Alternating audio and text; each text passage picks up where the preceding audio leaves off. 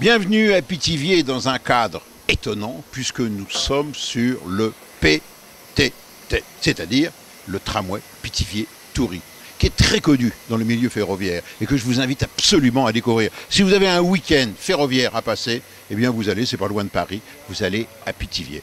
Donc ce réseau qui est toujours en parfait état de marche parce que des passionnés ont retroussé leurs manches et l'ont sauvé, ce réseau qui était un réseau agricole, économique, on va vous en raconter l'histoire, on va vous faire visiter le dépôt et surtout, on va vous faire découvrir des passionnés du chemin de fer. Et oui, ce DVD exceptionnel est consacré non pas, vous savez, au matériel, à la technique, mais là, on change complètement d'optique et on va rendre hommage, on va tirer un coup de chapeau aux passionnés du chemin de fer. Ce sont des gens qui ont pour nom, eh bien, Clive Lemming, qui est l'historien de cette série, Philippe Merville, du service de presse de la SNCF, sans qui cette série n'aurait pas existé, Alain Prat, le maquettiste, et puis Alain Ezambert, qui est, disons, l'âme et celui qui a permis la naissance de ce musée des transports ferroviaires en voie de 60. Vous voyez, à côté de moi, regardez, là vous avez une machine en parfait état de marche, mais regardez l'écartement, c'est un écartement en voie de 60.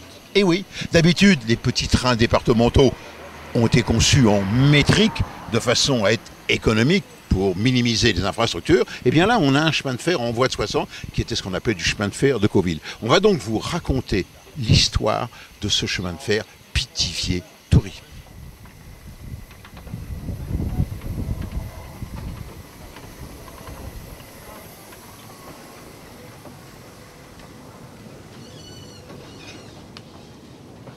Dans ce DVD également 4 bonus. Premier bonus, les petits trains de la baie de Somme. Un grand classique, un réseau, j'oserais dire, modèle, mais en voie métrique. Comment ça marche? Deuxième bonus, les traverses en Y.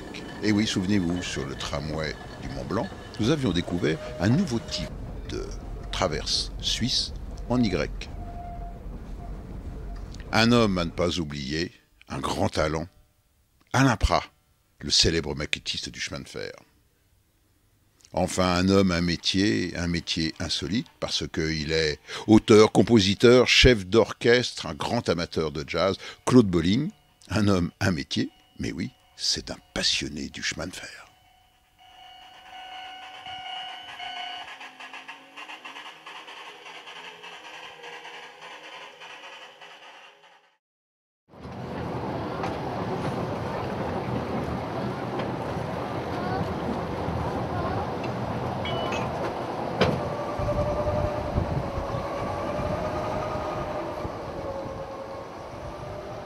À Pithiviers, c'est l'ambiance du petit train de campagne des années 30. Ceux que l'on a appelés les chemins de fer départementaux qui irriguaient tout le pays et permettaient de faire l'aller-retour avec la préfecture dans la journée. Et à Pithiviers, comme sur tous les réseaux, la journée commence par la formation des rames. Côté traction, cela se passe au dépôt. Ambiance, vapeur, garantie.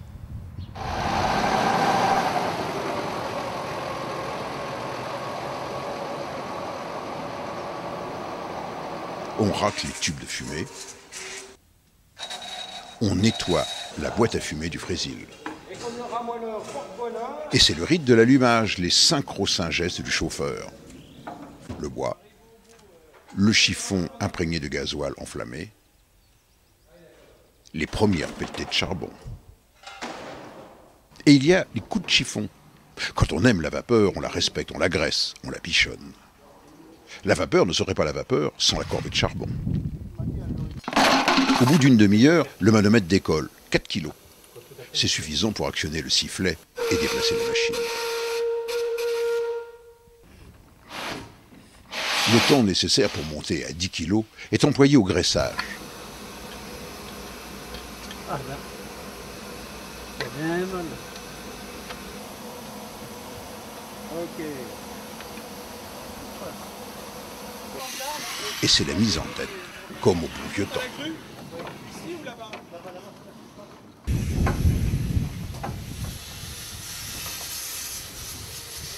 1964, malheureusement, c'est la fin du tramway Pithiviers-Toury, et c'est là qu'Alain est arrivé.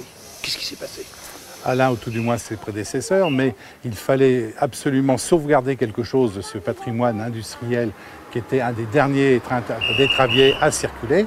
Et donc, 1965, ça a été les négociations avec le département pour avoir, je dirais, l'idée saugrenue à l'époque, mais de dire on conserve des bâtiments, on laisse du matériel dedans, mais surtout on conserve 4 km de voies pour pouvoir faire circuler des trains, c'est-à-dire faire un musée vivant. C'était le concept tout à fait nouveau en 1964-65, et à l'ouverture du musée en 66, on a été en quelque sorte les pionniers de ce système qui a fait maintenant des petits partout en France. Un train qui n'avait pas pu fonctionner en mode, je dirais, tramway betteravier, pourquoi pouvait-il fonctionner en mode touristique?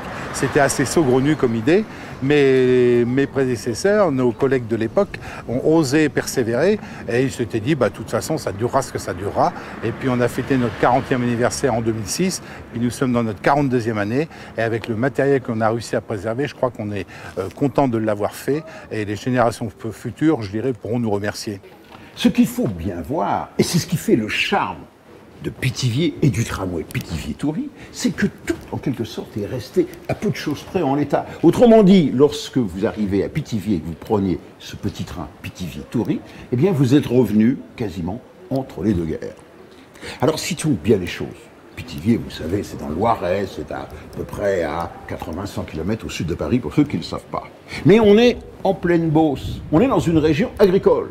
Et il y a eu ici, à partir de 1894, le premier réseau agricole français en voie étroite, ce qu'on appelle en voie de 60, la voie de Cauville. Et ça, c'est un phénomène unique, exceptionnel en France. C'est un réseau purement agricole. Tenez, regardez.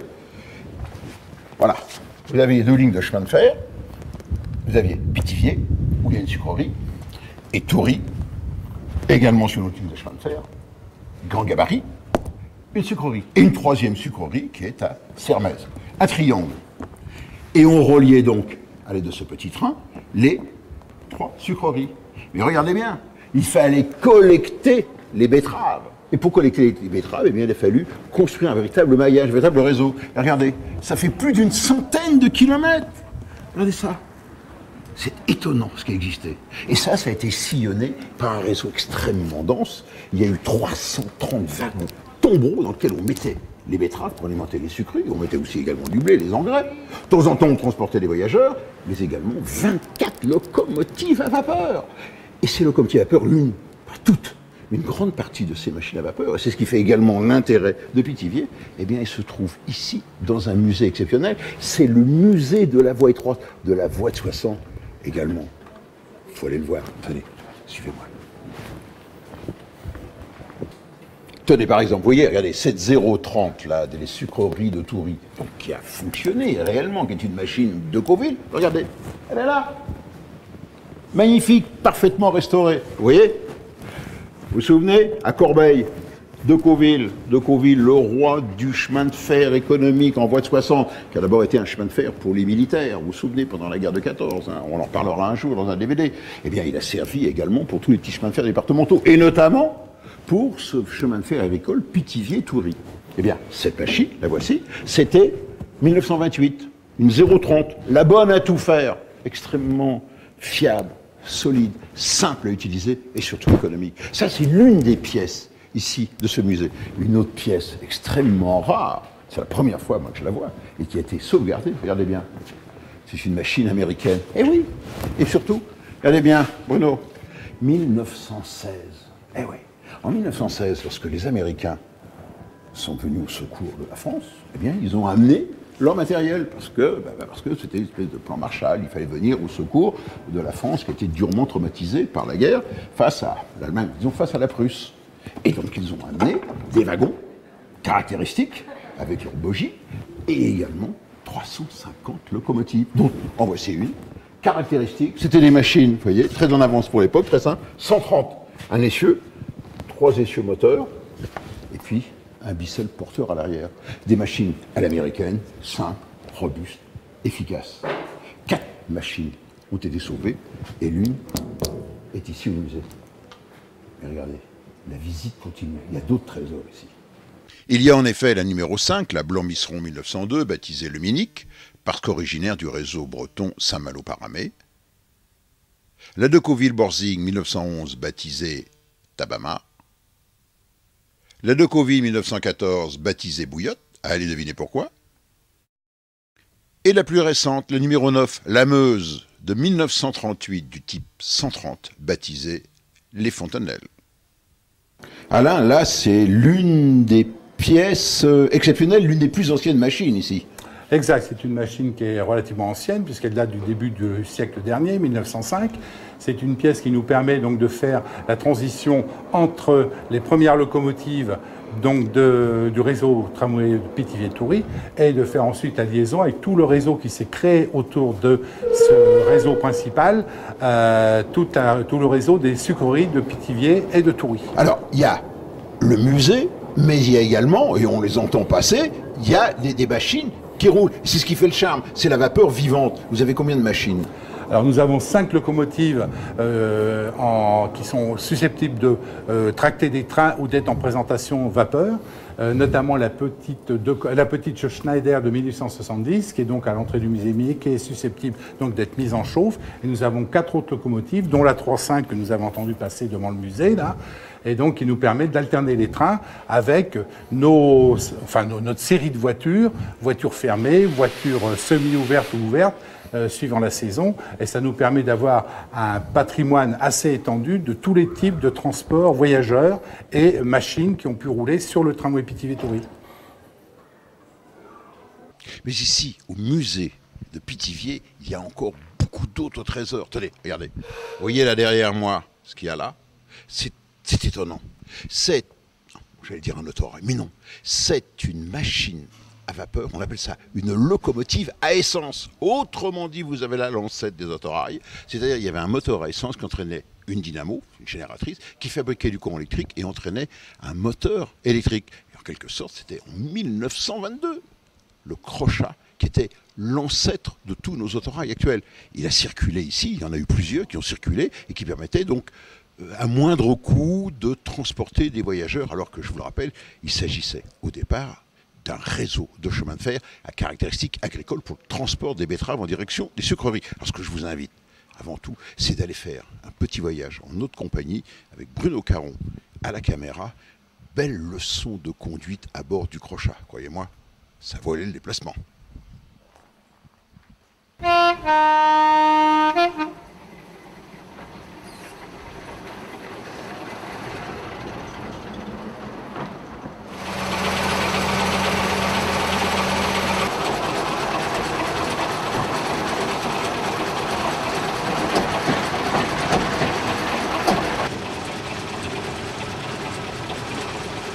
Là, vous attendiez le feu, là. Là, j'attendais le feu pour traverser la route.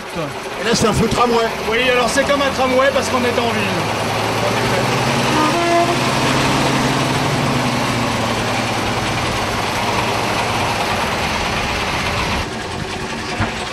Alors, c'est tout de même étonnant. Vous avez vu cet engin? Regardez, Bruno, là, il y a le moteur, un beau 4 cylindres latéral.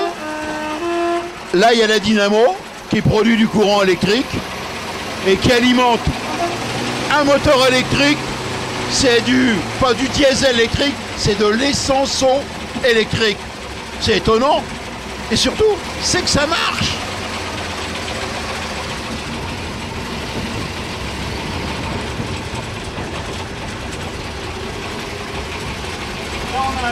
Là, on a un croisement voie de normale, voie de 60.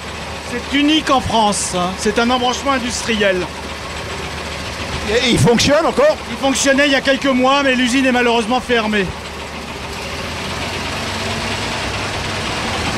En fait, ça se conduit comme un tramway, mais en fait, il faut quand même plusieurs réglages, et notamment le chantage de la génératrice pour exciter le moteur. Donc en fait, c'est un réglage assez complexe. C'est-à-dire, là, qu'est-ce que vous avez à la main, là? C'est le manipulateur? L'accélérateur, en fait, c'est l'accélérateur qui donne des gaz et qui augmente la vitesse de rotation du moteur à essence.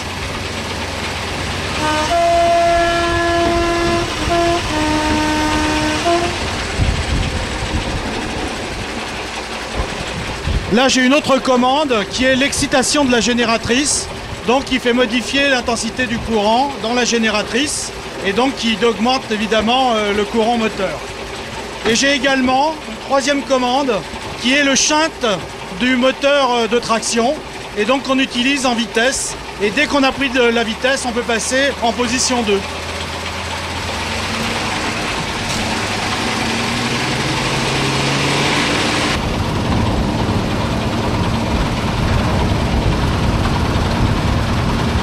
Là, nous sommes à peu près au milieu de la ligne, donc nous avons un évitement, qu'on appelle les carrières, et qui permet au train de se croiser, voire de se dépasser.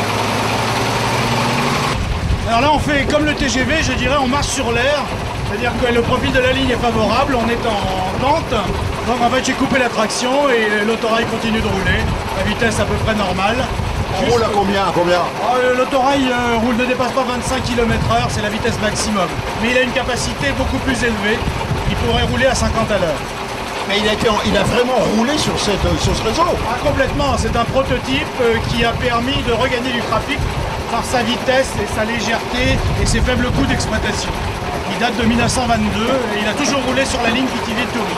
Et à l'époque, il était très en avance sur la technique. Faire une transmission électrique, c'était révolutionnaire. Tout à fait, c'était vraiment un prototype et c'était un cas unique à l'époque. Là, on arrive où? On arrive à la base de plein air de Bel-et-Bas. Donc c'est l'entrée de gare avec un chemin, un passage à niveau et l'entrée de la boucle.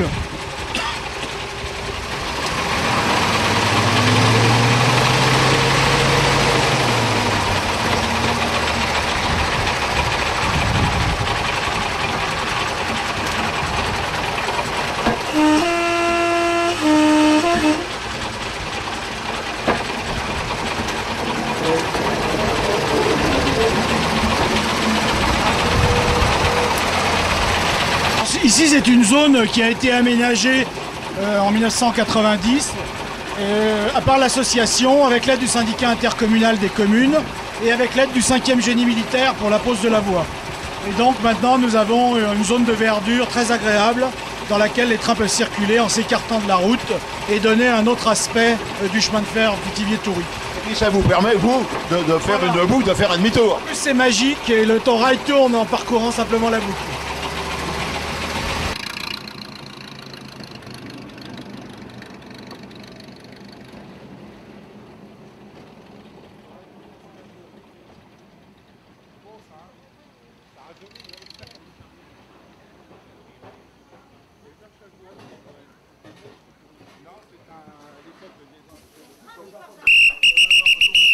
Attention départ!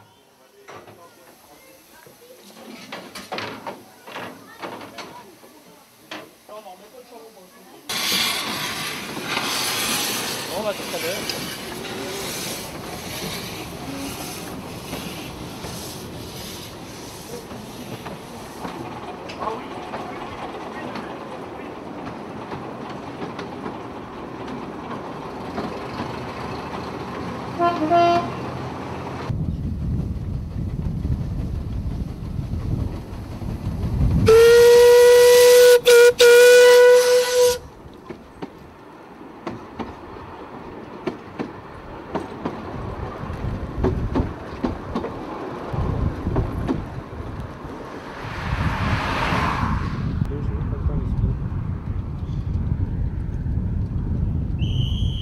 Depuis, je dirais, 15-20 ans, on commence à nous prendre très au sérieux.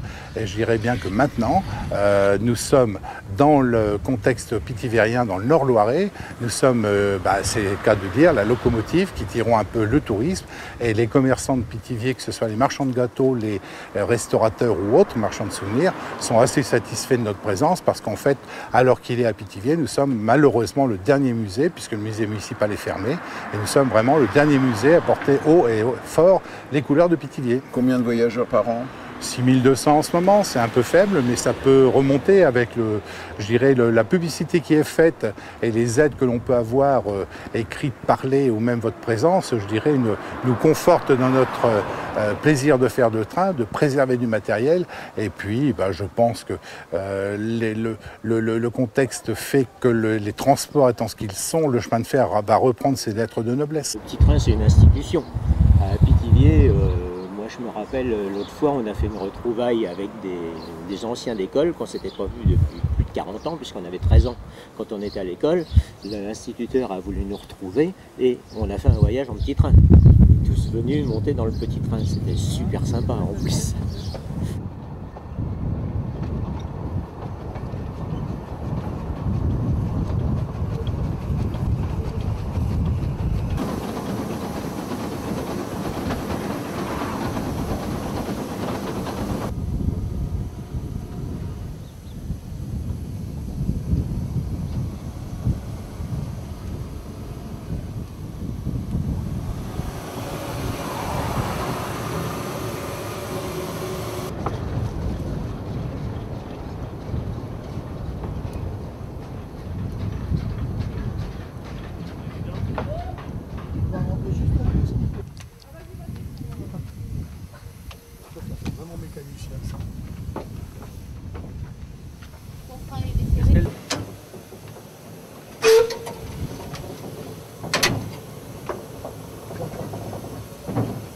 On refait de l'eau.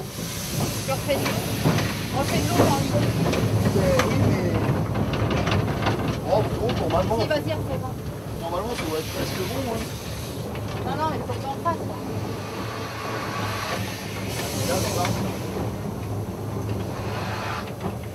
Je suis partout. Comme la misère. C'est parti. C'est parti.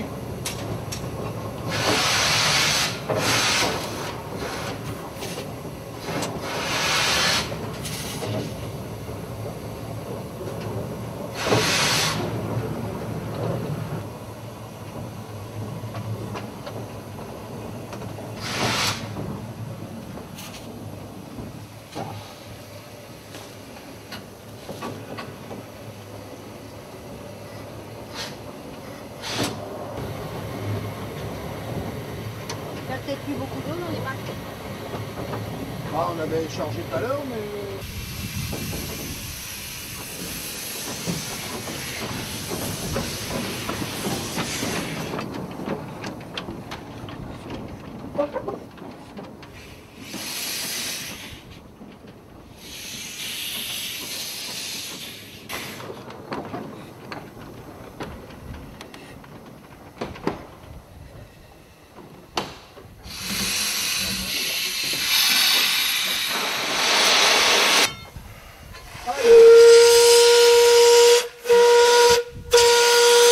Nathalie, où est-ce que vous avez appris à conduire une locomotive? Ben, tout simplement ici. En fait, je suis arrivée, j'avais 12 ans. Et puis, à force de regarder les gens conduire, je me suis dit un jour, je voudrais bien monter sur une locomotive. Puis, j'ai commencé à chauffer.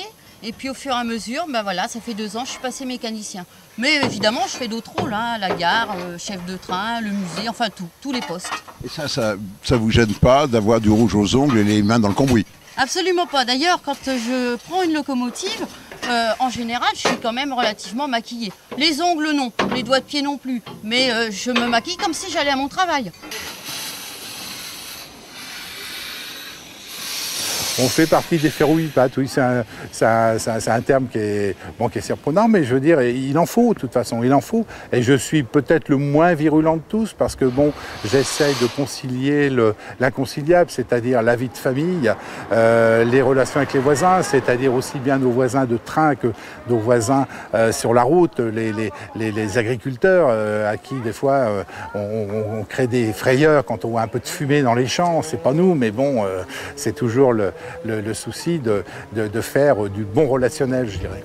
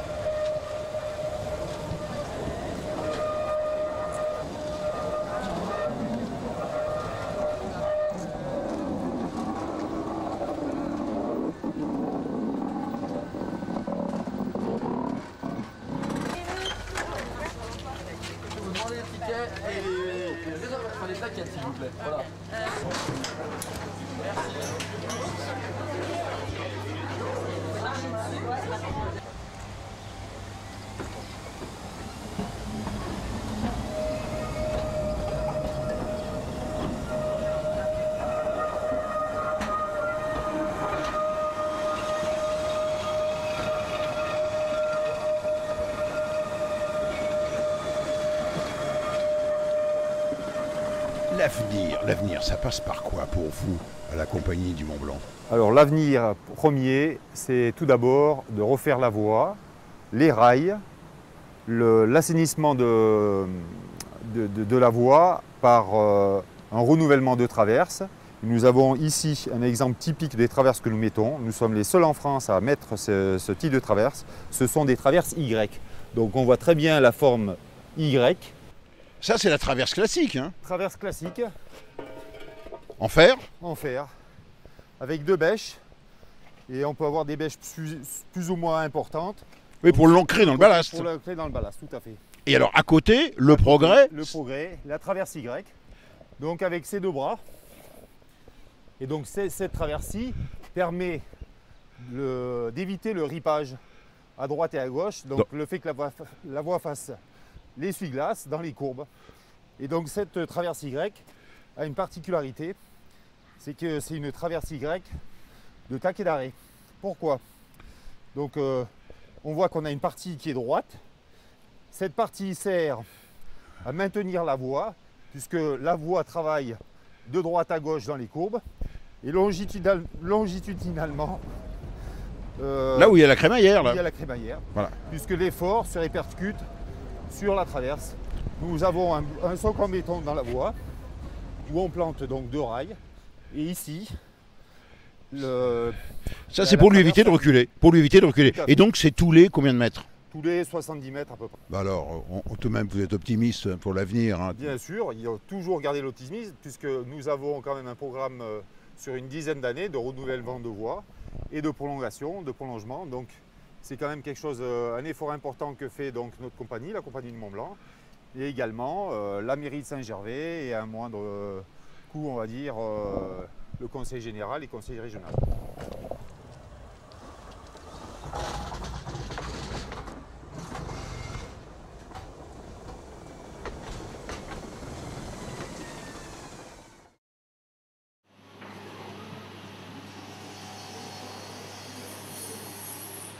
D'où vous vient ce virus? Parce que vous êtes un ferrovipate, vous êtes atteint du virus. D'où vous vient cette passion?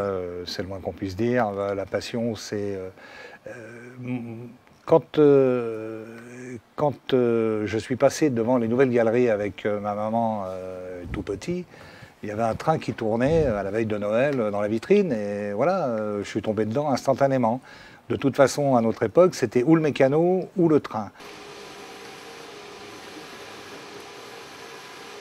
Alain, là c'est la maquette c'est un tramway. Non, c'est un métro. C'est un métro léger. C'est le métro d'Amsterdam. Donc que l'on réalise pour Alstom. Et alors, enfin, on réalise, c'est Didier puisque c'est lui qui a travaillé dessus. Alors, chose assez amusante, c'est que Didier est aussi un amateur. C'est-à-dire que le soir, quand il rentre chez lui, qu'il a terminé ses maquettes professionnelles, pour ne pas perdre la main, il en fait encore un petit peu à la maison. Pourquoi doit-on faire une maquette encore aujourd'hui, alors qu'il y a des photos, des plans, du 3D, de l'ordinateur?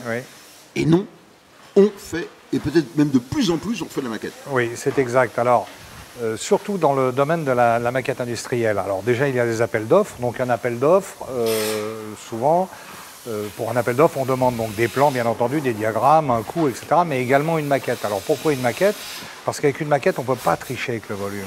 Le rendu il doit être exact, les codes doivent être exacts. Donc plusieurs concurrents côte-côte, forcément 3 maquettes, mettons, et les 3 maquettes, eh bien, on peut vraiment évaluer les volumes, les couleurs, les formes, le design, les logos, etc. Ce qui est beaucoup plus équitable qu'avec des dessins qui peuvent être un petit peu étirés, arrangés, etc. La maquette, on ne peut pas tricher avec les cotes. Donc, égalité sur le plan de l'appel d'offres. Et puis aussi, dans les salons, on a fait récemment des maquettes pour SFR. SFR vend des services via les téléphones, très difficiles à expliquer au public. Donc avec 3 maquettes animées, on recrée des situations. Donc par exemple, le chien qui est perdu, il a un bip sur lui, on sait le retrouver, etc. Donc finalement, une maquette animée, les gens viennent, appuient sur des boutons, c'est interactif. Il y a également même du son. Donc des maquettes qui ont évolué aussi, bien sûr, hein, mais des maquettes quand même. Le volume occupe l'espace sur un salon, sur un stand, voilà. Donnez-nous quelques recettes, là, vous êtes l'expert, le roi de la maquette. On n'imagine pas quel produit vous utilisez pour faire tous les éléments de décor. Alors, le plexiglas, bon, qui est utilisé depuis maintenant longtemps, hein, depuis après-guerre, bien sûr, et les résines qui ont énormément évolué. Donc, les résines à 2 composants, hein, qui sont, que l'on mélange, et qui durcissent à froid. Et surtout, ce qui a beaucoup évolué chez nous, c'est la façon dont on traite les matériaux. Donc de l'usinage, bien sûr, classique, hein, avec des fraiseuses de commande numérique, mais aussi aujourd'hui avec des machines de gravure et de découpe laser. Donc ce sont des machines qui ont intégré les ateliers de maquette il y a maintenant une dizaine d'années, pas plus. Et ce sont des machines qui permettent de faire des choses extrêmement précises et très belles, très détaillées, avec beaucoup de facilité. Hein. C'est fini le bois, le balsa, le carton, la colle, les ciseaux? Ça c'est fini, oui, c'est aux oubliettes. Votre activité à l'Impra, c'est d'abord numéro 1 le chemin de fer, mais je vois que vous faites autre chose. Oui, bien sûr, de l'aéronautique. Hein, donc là, on a un Airbus A320 qui va recevoir un aménagement intérieur. Donc ça, c'est un avion destiné à, je ne sais pas, un émir quelconque, un roi du pétrole ou un milliardaire du béton. Et donc c'est un avion, ce qu'on appelle les avions VIP, un avion particulier, qui va recevoir un équipement donc avec des fauteuils, avec des canapés, le bureau, la salle de bain, la salle de réunion, etc. etc. Là, vous changez on quitte le chemin de fer et l'aviation, Alain. Alors là, on est dans l'écologie, on est dans l'air du temps, c'est-à-dire les pompes à chaleur, donc tout ce qui peut aujourd'hui créer des économies d'énergie. C'est de la maquette industrielle. C'est de la maquette industrielle, mais c'est une maquette que nous on appelle industrielle, mais qui est destinée à un salon professionnel. Et donc là, on vient expliquer le fonctionnement d'une pompe à chaleur. Donc on part du robinet d'eau chaude, on tourne le robinet et qu'est-ce qui se passe? Voilà, les tuyaux nous amènent à la pompe et via des LED qui seront posés là. Et ça permet d'expliquer le fonctionnement et bien sûr les économies qui découlent de ce type de matériel. Et si j'ai bien compris, vous êtes obligé maintenant de mettre du son, de l'électronique, du multimédia dans vos maquettes. Oui, bien sûr. Donc très souvent, on fait 20, 30, 40 maquettes par an avec de l'électricité. Donc ça va de la simple LED clignotante jusqu'à des maquettes avec des animations, des éléments qui se déplacent et puis effectivement avec du son. Alors tu remarqueras, Michel, que nous ne faisons pas que du train, nous faisons aussi un petit peu d'automobile, mais on se cache pour ça. Mais bon, c'est très beau aussi. Nul n'est parfait, nul n'est parfait. Ouais. Et alors donc, c'est les constructeurs qui vous demandent des maquettes pour les expositions, par exemple le salon de l'auto, qui vous demande des maquettes. Tout à fait, oui. C'est pas un déchirement pour Alain Prat de faire la bagnole alors qu'il tourne le dos au train? Je me dis que ces voitures, de toute façon, sont transportées sur des trains pour aller de l'usine au distributeur. Donc, quelque part, il y a quand même une part de ferroviaire dans cette voiture. Et je me dis également que les tôles qui constituent cette voiture ont été fabriquées dans des hauts fourneaux et ont été transportées jusqu'à l'usine par le chemin de fer. Que le minerai de fer avec le charbon, donc, etc. Voilà. On n'en sort pas. Hein. Ouais. Vous retombez bien sur vos pieds. On ne peut pas échapper au chemin de fer. C'est impossible. Vous êtes quoi? Un ferrovipate, un mordu, un passionné On va dire un ferroviphile, un passionné d'industrie, je veux dire, parce que c'est un monde extraordinaire. On a la chance de travailler avec des ingénieurs, avec des gens qui sont issus d'usines, des gens de bureaux d'études. Comment on travaille à l'Impra? Quel est le point de départ? Alors, on reçoit aujourd'hui des fichiers informatiques, donc le miracle de l'informatique, hein, dont on reçoit des plans qui sont ensuite imprimés. On reçoit également des photos de nos clients concernant les couleurs, les formes, les matériaux, etc. On a là par exemple des cartes d'échantillons pour un Airbus. Et puis nous on malaxe tout ça à partir des plans bien sûr qui sont cotés naturellement. bien, on recrée les volumes. On a par exemple les sièges que l'on voit ici. Ça, c'est donc l'aménagement intérieur d'un Airbus voilà. Pour VIP. Hein, voilà. Donc ces sièges sont parfaitement à la cote, hein, exact, donc 1/20e, et ont été recréés, bien sûr, à l'aide des plans. Et donc ensuite, vous allez retrouver, il y a la forme du siège, mais également la couleur, la texture du tissu. Même la texture, oui, bien sûr, avec des peintures, avec des mouchetis, avec des différents artifices, on arrive à recréer effectivement les matériaux. Donc mise au point des rames AGV en HO. Voilà, donc là, on va poser les pantographes. Donc ça, ce sont les nouveaux TGV. Ça va être superbe rame présentée à Berlin au dernier salon InnoTrans. Splendide. Et puis les futurs TGV La Poste, donc avec une déco spécifique. Voilà, très beau.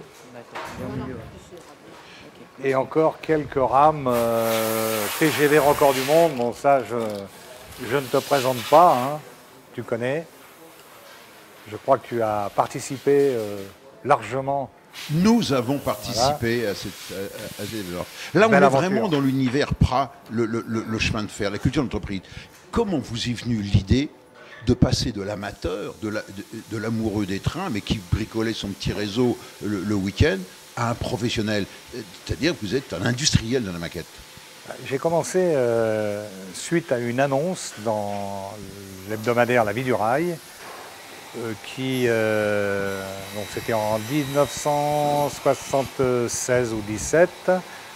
Le centre Pompidou était en cours de création et pour leur première grosse exposition, ils recherchaient des maquettes de gare pour une exposition qui s'appelait Le Temps des gares.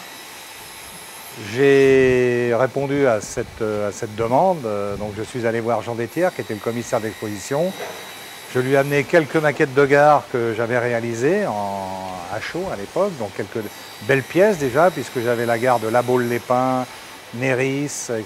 Donc quelques très belles gares d'un bon mètre de long déjà. J'ai posé ça sur son bureau, il a été emballé, et puis j'ai eu des commandes. Donc mes premières commandes c'était Beaubourg, puis la SNCF, toujours pour la même exposition. Et puis de fil en aiguille, donc j'ai commencé à travailler pour les TGV, donc le tout début du programme TGV Atlantique et ainsi de suite. Vous avez combien de personnes? Nous sommes une bonne trentaine de fixes et puis 2 ou 3 apprentis qui sont là en alternance, donc moitié école, moitié atelier. Ce qui me frappe et ce qui fait plaisir, c'est de voir que vous êtes entouré de beaucoup de jeunes. Oui, ça veut dire quelque chose. Ça veut dire que c'est un métier qui est accessible aussi aux jeunes. Hein, il ne suffit pas d'être expérimenté ou d'être un expert en ferroviaire. Un jeune peut démarrer chez nous et faire son trou, apprendre et progresser. Ça prouve aussi qu'il y a du travail, hein, puisque nous sommes 30 en continu toute l'année.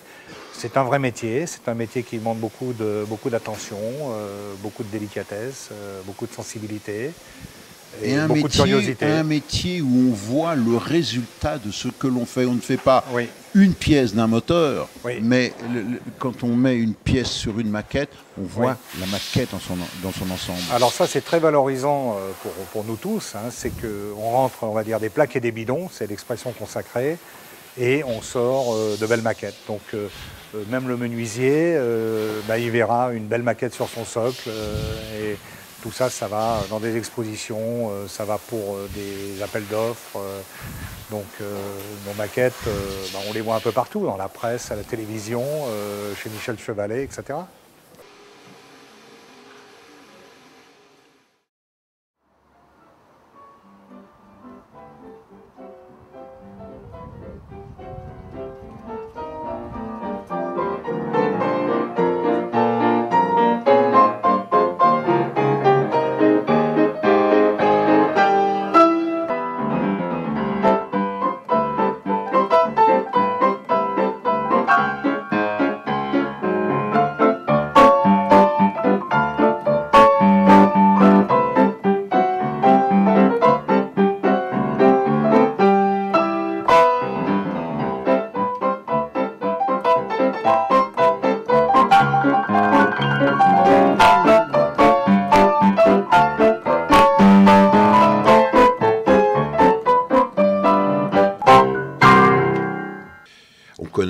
sûr. Claude Bolling, musicien, chef d'orchestre, compositeur, passionné de jazz. Fort heureusement, le jazz continue de vivre à travers vous, mais on connaît moins. C'est beaucoup plus discret. Un autre passionné, mais un amoureux, un passionné des chemins de fer.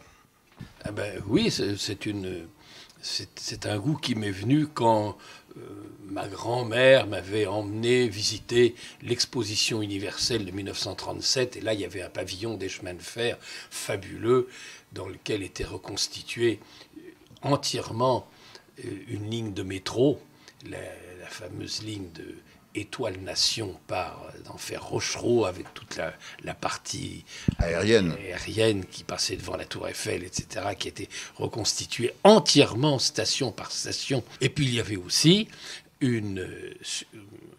installée sur une petite scène de théâtre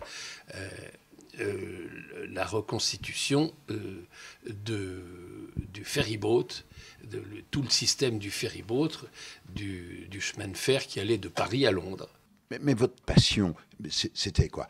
C'est la passion des petits ou des gros trains? Ah bah, c'est les deux. Bah, à cette époque-là, j'avais 7 ans. Chaque fois que nous voyagions avec mes parents, surtout avec ma maman, que nous allions visiter mes grands-parents à Cannes, on prenait le train. Et moi, je passais tout le voyage, le nez collé à la vitre, pour voir les fabuleux paysages qui défilaient et qui, à l'époque, n'étaient pas encore massacrés. Et puis quand ma maman avait les moyens, on allait au wagon-restaurant, et puis on prenait le wagon-lit. Enfin, c'était extraordinaire, c'était magnifique. Et alors, ce goût m'est venu là, et quand j'ai rencontré le chemin de fer en miniature, évidemment, ça s'est transposé là-dessus. Je devais avoir 14-15 ans. Ça devait être dès que j'ai commencé à gagner un petit peu d'argent avec la musique, je me vois encore allant chez un marchand de jouets acheter une petite Pacifique de 131 qui était fabriquée par Antal à l'époque, un rond de rail Marklin et un transformateur, et puis j'avais posé ça sur le piano et je essayais de faire tourner ça, et puis après je me suis intéressé à ce monde, et c'est là que j'ai construit dans le studio de musique que j'avais un petit bout de réseau sympathique, de style évidemment français. Et puis un jour, j'ai découvert les fabrications américaines, et j'ai découvert les machines entièrement fabriquées en laiton, qui étaient faites par les Japonais pour la clientèle américaine. Et là, j'ai trouvé ça tellement fabuleux que je me suis intéressé au train américain de l'époque de la vapeur. Alors là, c'est l'un des trésors de guerre de Claude Bolling. C'est quelques pièces de la collection, oui. C'est de l'américain. Là, oui, c'est l'américain. Parce que les modélistes américains ont fait des choses qui m'ont beaucoup intéressé. Je me suis un peu spécialisé là-dedans, et avec toutes les belles réalisations qui étaient faites en laiton et de fabrication artisanale, j'ai trouvé ça tellement beau que je me suis un peu spécialisé là-dedans. Là, ça, c'est une machine en or, non? Non, on a l'impression qu'elle est en or, mais parce que toutes ces machines sont en laiton et celle-ci n'est pas peinte. Quelquefois, on ne les peint pas pour pouvoir mieux apprécier la qualité du détail de la fabrication. Alors, en somme, c'est les mêmes machines, mais 2 générations. Oui, ça c'est la première génération, où on avait inversé la cabine à cause des nuisances de la fumée dans les tunnels. Et puis ça a été la génération qui a suivi. Mais la première génération, enfin une des premières, je ne connais pas l'historique parfaitement, c'est celle-ci. C'est ce que les Américains appellent la machine cab forward, c'est-à-dire la cabine à l'avant au lieu d'être à l'arrière. Et toutes ces machines ici sont en parfait état de marche. En parfait état de fonctionnement. Si j'en prends une et que je la mets sur le réseau, elle marchera.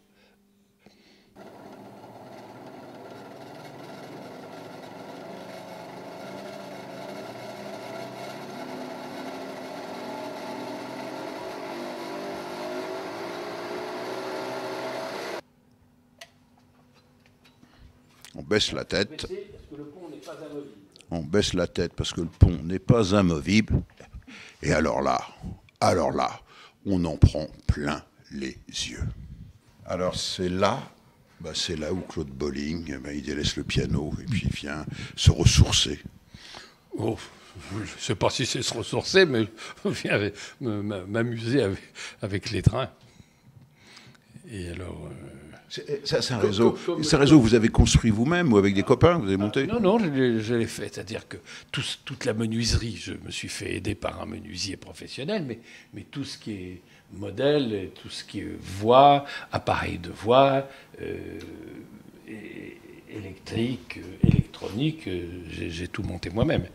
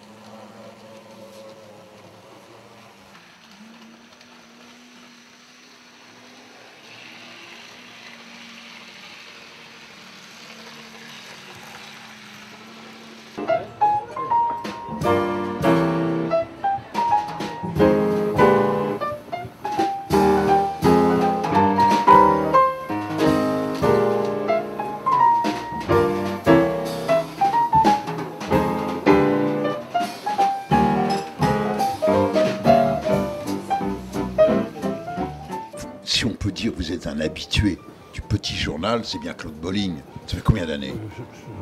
Ça, c'est Claude Phillips qui pourrait le dire d'une façon précise, mais ça fait bien une trentaine d'années. Claude Phillips. Claude joue ici officiellement depuis juin 74. 34 ans seulement. Hein? Mais tous les mois, le dernier mardi, c'est le jour où on est sûr de voir Claude Bolling. Vous avez joué avec les plus grands dans le domaine du jazz? Avec certains grands, oui. Par exemple? Eh bien, Lionel Hampton, avec qui nous étions très liés.